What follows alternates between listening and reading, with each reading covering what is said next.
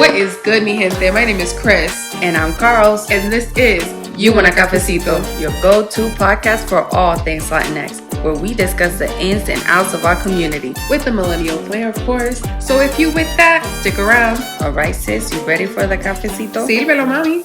Let's get it. What's up, everybody? Welcome back to another episode of You Want A Cafecito. If this is your first time tuning in, welcome. If you're back to watch us, thank you for watching and thank you, welcome back. Before we go ahead and dive into this maybe sensitive topic for some and maybe comfortable topic for others, I want to go ahead and ask my sister, how was her cafe this week? What's up, everybody? So my coffee is sweet. It's pretty sweet. I'm not gonna lie. One, we are going into Thanksgiving break as of the time that we're filming this, and the good sis is a teacher, so I need this break. I'm very excited about it. But I'm also very excited about this conversation because this is a conversation that as sisters we've had, and we've had it in our family. And I think even though, yes, it can be quote unquote uncomfortable, I think as women, as young people, we need to have this conversation and find our voices. What about you, sis? My cafe, first of all, I want to say that I completely agree with you on that. And then going back to my little cafe, my cafe is pretty bittersweet. You did note that we are going into Thanksgiving, and if you're a college student, whether you're a senior or a freshman, you know the deal. You know you got projects due, and if they gave you a chance to not have projects due, it's because you're either studying for finals or you got something to catch up with. For me, I'm a senior this time around, and I'm going into Thanksgiving doing projects, studying for finals. You know, we're in the final countdown. It makes my cafe a little bittersweet because even though it's sweet to know that this journey in this era of my life when it comes to higher education is over, is bitter because your girl is stressed out. I need a break. Now that we've gone into our cafes this week, I want to go ahead and dive into the show topic, and that is racism amongst Latinos in the US and in Latin America. We thought to officially kick off our podcast with this episode for a couple of reasons. Number one, being with the fact that we, like my sister and I and our family, live in the US, I would dare to say that the last 6 years of our democracy have been very polarizing, to say the least, with all of the extreme feelings and all the commotions that not only the last administration, but the election and now diving into this administration has brought us as a whole. Absolutely. Yes. So race has been a both enlightening and divisive topic, not only in the Latin American space, but also just in any minority space and the majority. Also, the panoramic that stopped our lives for almost 2 years, has showed a lot of people's true colors when it comes to race, healthcare, and a plethora of other things.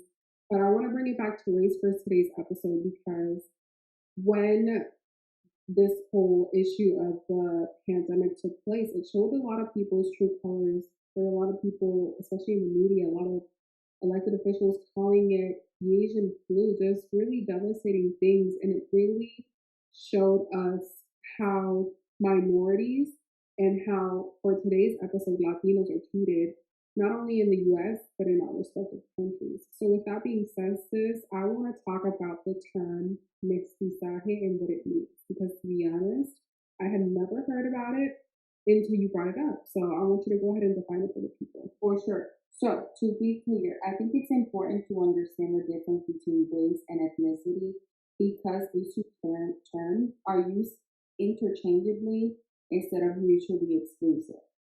So we use them one instead of the other when we should be using them hand in hand. Let's clarify. A person's race is usually associated with biology. It's linked to physical characteristics like skin color and hair texture, basically a person's phenotypes, okay? While on the other hand, ethnicity is thought to encompass everything from language, culture, nationality, and religion. For example, we are considered Afro-Latinas because we were born in Puerto Rico, which is a Latin American country, and have Hispanic heritage on one side and African descendants on the other.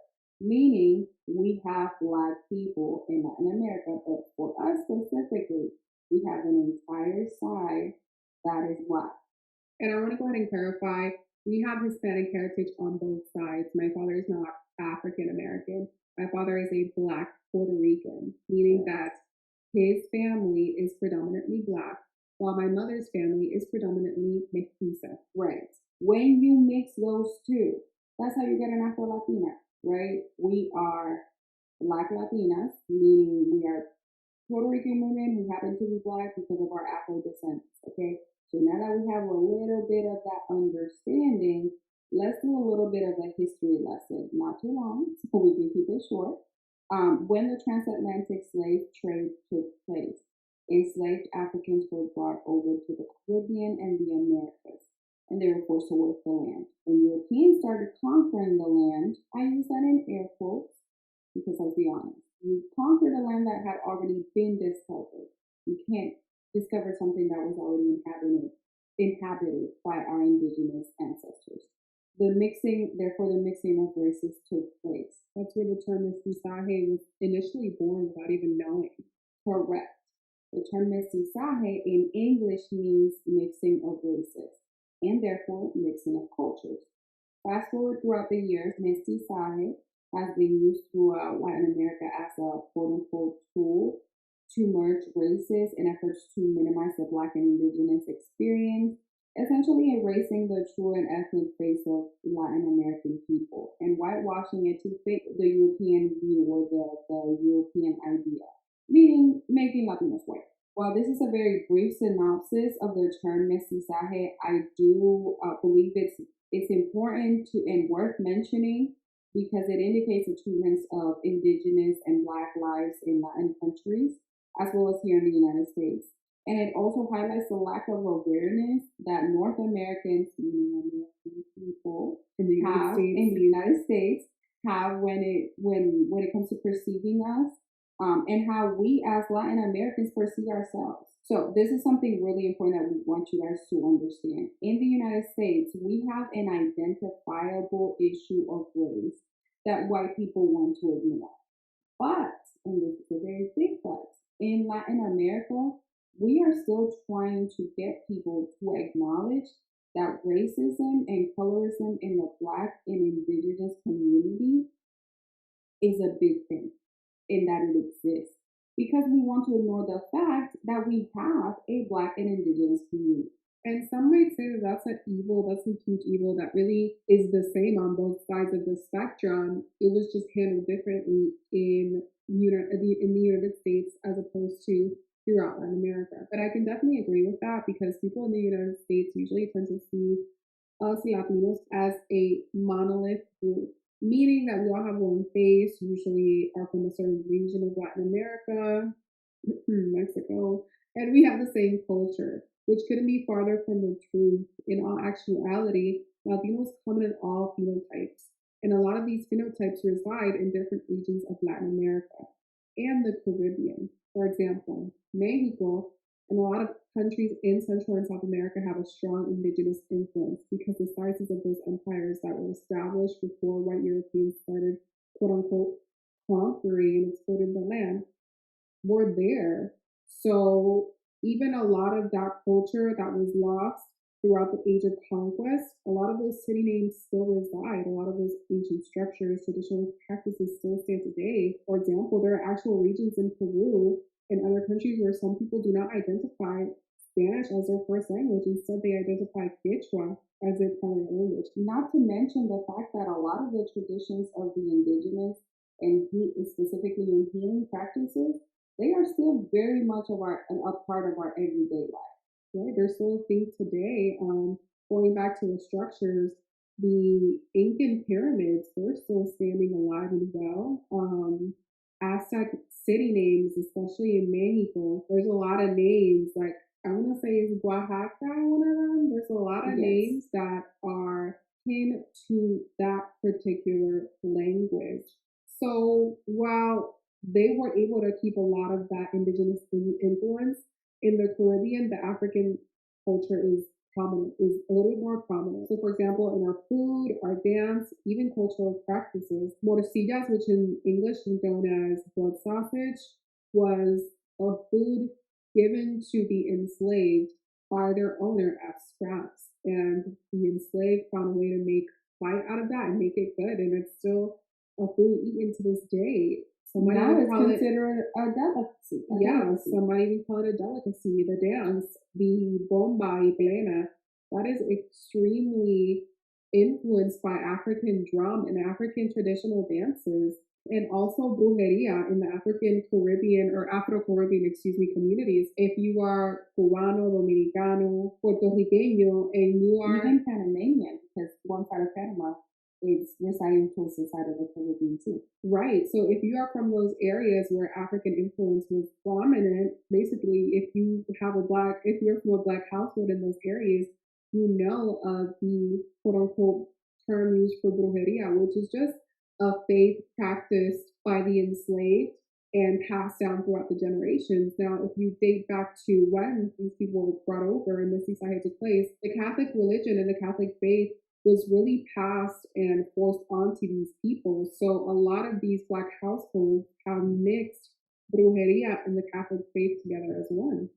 Therefore giving way to Santeria. Right. Now, unfortunately, the indigenous culture isn't as pronounced in the Caribbean countries due to the amount of population that didn't survive the sickness, or didn't survive, excuse me, the conquest due to sickness, starvation, and basically the annihilation, to be frank, of our taínos. But even that is a whitewash concept because research has found direct lineage, of our Taino ancestors and people living in this day and age. And I must say that even though we were led to believe that a lot of that culture was extinct, specifically pertaining to the island of Puerto Rico, Cuba, and the Dominican Republic, if you were ever to visit Puerto Rico, for example, because I know for a lot of people it's more accessible since you don't need a passport, it's something in front of the US, you can tour the island and visit caves and ancestral grounds where the indigenous were thought to pray and worship their gods. For example, there is a cave near the city of San Juan called, which is also the capital, called La Cueva del Indio, which literally translates to the cave of the indigenous. And there you can find petroglyphs, which are indigenous symbols that have been carved throughout the cave walls. You can also visit the Museum of Semi. I hope it's still there. We had a huge Hurricane Maria, hit a couple of years back, and I hope that that museum is still standing. But that museum showcases prehistoric art and figures made and drawn by Tainos. But really quickly, I want to go back and give a little more insight to the brief explanation you just gave on the term mestizaje, because I believe it gives insight into the Black and Indigenous Latinos when it comes to living in the US and even our respective countries throughout Latin America. Absolutely. So there is a YouTube channel still watching Netflix that has a great video on the Black history of Latino America. So to summarize it, when the Middle Passage happened, a large majority of the enslaved Africans that survived the voyage were dispersed throughout Latin America and the Caribbean. I believe, if I'm not mistaken, it was about 95%. Which means that contrary to popular belief, there is a massive population of Black people that exists outside the U.S. American borders. In fact, Brazil has the highest concentration of the African diaspora throughout the Americas. And really quickly, before I keep going, I want to make sure that we're aware that the term enslaved African is what we're using to substitute slaves because our history, meaning that of the African diaspora, did not start upon slavery. We had a rich history and culture back home, or our ancestors did, because because we consider our homes to be in Latin America. But going back to what we were originally talking about, the only difference between the U.S. and all of Latin America is that both of them handle the idea of racism and mixing of races very differently. In the U.S., the mixing of races was outlawed. But in Latin America, it was encouraged because the Spanish and Portuguese, which were the countries who conquered Latin America, were not too fond of mixing of races. They came up with a caste system that highlighted the proximity to whiteness with an elevated social class. Going back to the video, they have a great definition of the caste system, and we will talk about it a little bit more as our conversation goes on. But again, to fast forward more modern times, When Latin America and the Caribbean gained their independence, they still relied on the idea of mixing of races to make up the ideal or quote unquote perfect human, a perfect citizen. This meant that many countries throughout Latin America and the Caribbean encouraged the mixing of races to bleach out their indigenous and black ancestry. And they went as far as to encourage European immigration to do so. And to be honest, that so perfectly explains why the Latino phenotype can be so vast, depending on the region. That's why Black, white, Asian, Lebanese, and even Jewish Latinos exist, depending on the region you are visiting or even studying in school. But really quickly, I want to shift gears to a neutral, or in English, a saying, or as it translates to English, I mean, which is a saying that is prominent in what I would say all of Latin America. And this phrase is mejorar la raza, which means to better the race. Now, even though this phrase is very ignorant to say the least, if you come from a non-white Latino family and or background, I can almost guarantee that you have heard this phrase being said to you before, especially if you come from an older generation.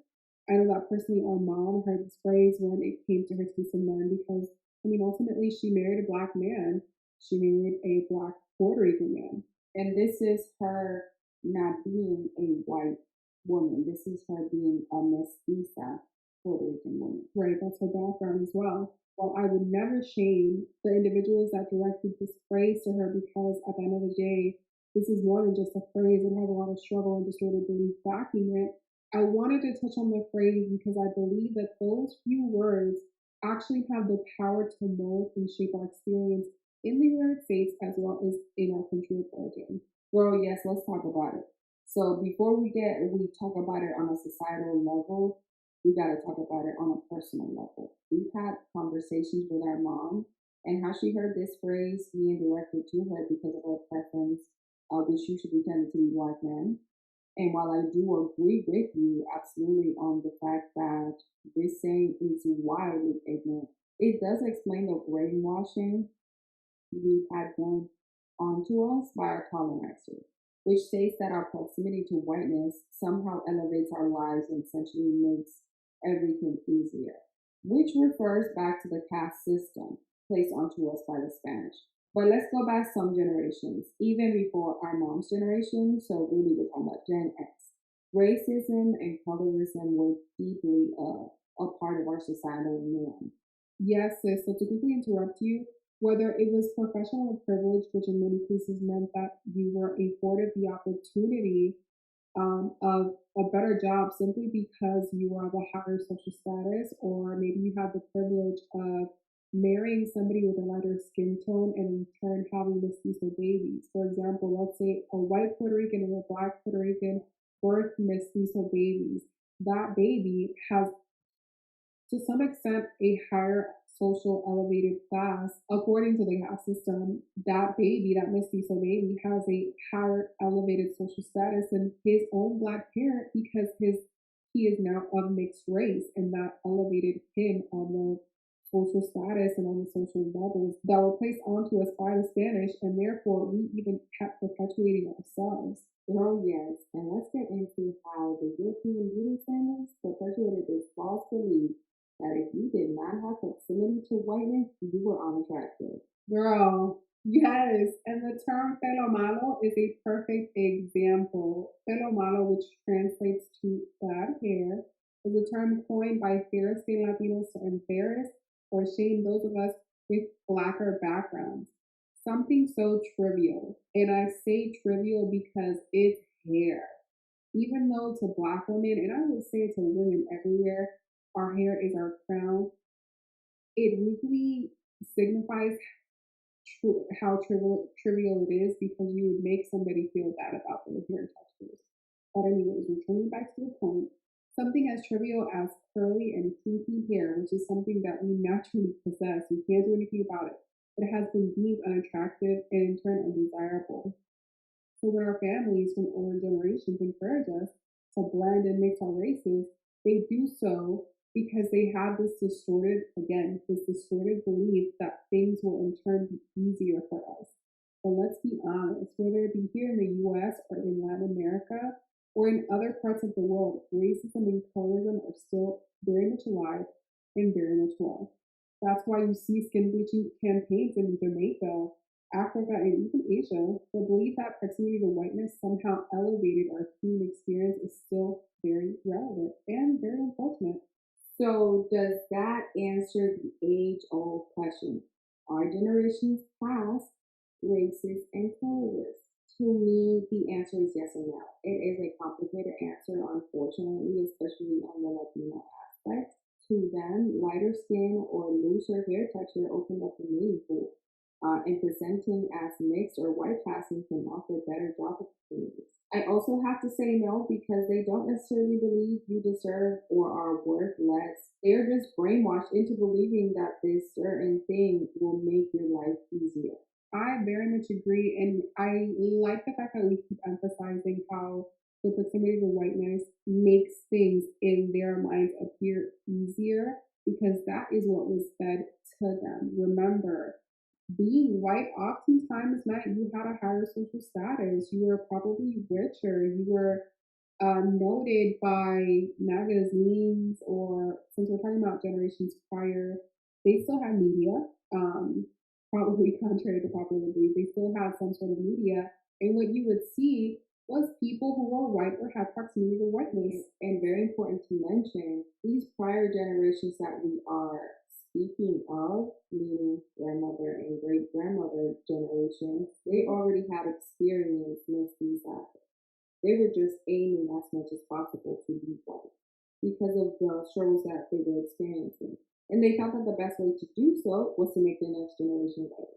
So speaking. I very much agree on everything that was said, and I really want to touch on a personal story that was shared to us by our father, who is a black man. And without getting too personal or revealing too much of his business, he did experience this racism and colorism on the actual island when he was entering the workforce and throughout his years in the military service. And then it translated to his experience here in the United States. Yeah, which is where he performed most of his military duties. So, sister, with all that being said, how does racism and colorism affect us present day, both in the US and in Latin America? It affects us because of a number of things. The statistic reported by PewResearch.org states that the majority of Latinos say that the color of their skin impacts opportunity in America and shapes their daily life. Latinos with darker skin color report more discrimination experiences than Latinos with lighter skin tones. 62% of Hispanic adults say that having a darker skin tone hurts their chances in getting ahead in the US to some degree. This is subject to colorism in our community as well as how other ethnicities see us. Yes, and jumping in and adding some more context to that survey that we were just reading, when it comes to Latinos as a whole, without colorism even being a factor as to why some Latinos might feel more discriminated against than others. 54% of Latinos reported experiencing at least one of the 8 discrimination incidents asked about in this survey, those being lack of intelligence because of your appearance, experience discrimination by a non-Hispanic, experience discrimination by someone who is Hispanic, aka colorism, criticized for speaking Spanish. That's one that has happened to us on multiple occasions working retail. Being told to go back to one's country started happening as soon as we got here. Fear for personal safety happened to me. Yeah, like many Latinos have experienced, and that's honestly whether you're Black, Indigenous, if you fit any sort of idea that Americans believe is Latino, you have feared for personal safety in the past because you were followed in a store or you were followed down the street or anything like that. Going back to those 8 reasons, there's also being called offensive names and being or having been unfairly stopped by the police. Yes, and I would venture to say that if you sit any Latino down, they have experienced at least, or honestly most, of these incidents. We have a serious issue recognizing our Indigenous and Black roots within our own community to the point where we separate ourselves according to skin color. We fail to recognize that the 33% rule we have in Puerto Rico isn't as true as we've been taught. For those of you who don't know, this is from the frame of thought that we are strictly 33% Taino, 33% Spaniard, and 33% African, which is false because those percentages are subject to your placement on the island. Those who live in cities like Loiza have a lower percentage of Spaniard ancestry than those who live in cities like Adjuntas, who most likely have a higher percentage. The belief that there are no indigenous people in South America, when in fact there are still people whose first language is Quechua, like those in Peru, is false. And to insinuate that there are no black people in Honduras or Argentina affirm the false narrative that these countries are predominantly and phenotypically lighter in skin or of European descent. You know what? I haven't even heard it so finely put because it makes sense as to why some people would think of people from certain regions as a certain color. Like I know, for example, me, I thought of Argentinian people as predominantly white, but no, there's indigenous and black people in Argentina, in Honduras. BuzzFeed actually showcased a Black Honduran woman and her struggles being a Black Honduran woman and how those people, being Black and indigenous people in Honduras, are being killed by the dozens because of this discrimination. I want to bring up the death of George Floyd for a second because it rocked the US and essentially took the world by storm. The Black Lives Matter movement that had already taken place in our respective countries got world renowned coverage. And while it's important to note that these movements already existed by way of important activists like Marta Moreno Vega, who founded the Caribbean Culture Center in New York, and has been a big proponent of the Afro-Latino conversation, as well as Rosa Clemente, who, as her mutual, aided her in the fight for equality. But going back to this occurrence, mainstream media caught protests not only in the US, but in countries like Puerto Rico, Cuba, Colombia, and Brazil, to name a few, with the tagline being, Las vidas negras también importan. And what is so prevalent and important to mention in this is these protests, they reminded us how much we have in common as the African diaspora. There is so much more that unites us than separates us. I love how you said that. And for our indigenous community, there are also organizations in countries like Argentina, Chile, Colombia, Ecuador, El Salvador, and Mexico. Again, just to name a few, it's not only residing in these countries that are constantly fighting for the rights and validity and the safekeeping that those communities deserve within the Latino community and within what is encompassed as the Latino community. I love that these organizations and activists are getting the recognition that they deserve by mainstream media and that these quote unquote uncomfortable conversations keep happening, even though I don't think that they should be so uncomfortable and they should be something that we use to grow. I just want to finish this podcast off by saying that in whatever part of the spectrum in which you reside, there's a space for you in this conversation and your voice matters. Absolutely. And I might be biased by saying this. Actually, I am. You the ish. So keep going. Keep doing your thing because whether it be here in the States or in our respective countries, the fact that this new generation is fighting to balance the scales and promote real equality, not as powerful. So powerful, and we love it. All right, mi gente, we hope this week's cafecito gave you all the feels. We appreciate you so much for listening and for watching. We hope you come back for next week's cafecito. Until then, you can keep up with us on Instagram at You Want A Cafecito and our individual pages at I Am Chris X and I Am Carls X. And remember, mi gente, we live to learn and learn to educate. If your cafecito was a little bitter this week, remember, you have the power to make it sweeter. See you next time. Bye.